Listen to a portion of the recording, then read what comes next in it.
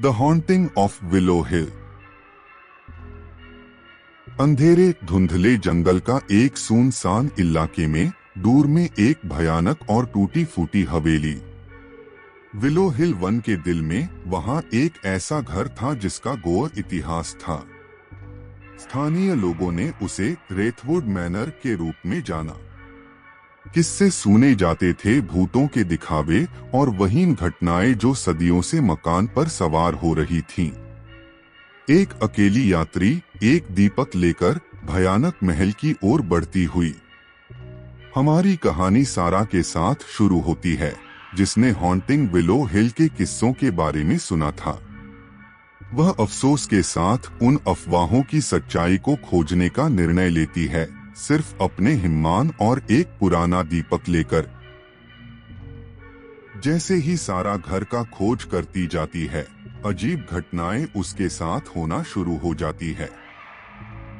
दीवारों पर छायाएं नृत्य करती हैं, सीढ़ी अदृश्य पैरों के तहत करकराती है और मोमबत्तियों में छिपी रहस्यों को खोलने की कोशिश करती हैं।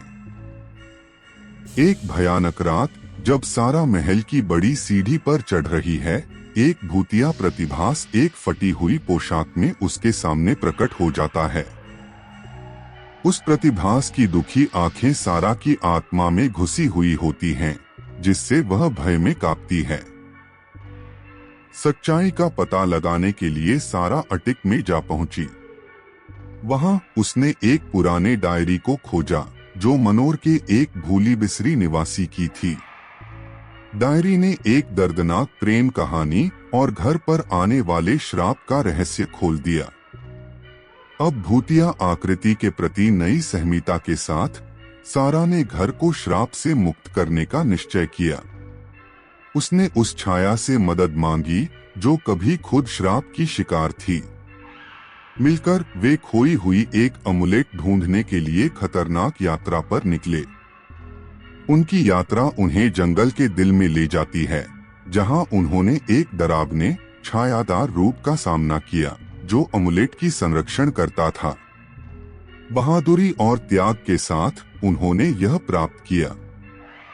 रेथवुड मैनर लौटकर सारा ने श्रापित अमुलेट को तोड़ दिया, जिससे एक उज्ज्वल प्रकाश की एक बूंद मुक्त होती है। घर ऐसे हिलता है जैसे कि श्राप हटा दिया गया है। जैसे जैसे धूल बैठ जाती है, रेथवुड मैनर एक अंधकार से भरे घर से खूबसूरत बूढ़ा हुआ घर में बदल जाता है।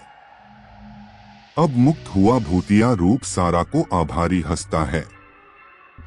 उन्होंने न केवल श्राप को तोड़ा है, बल्कि शांति भी प्राप्त की है।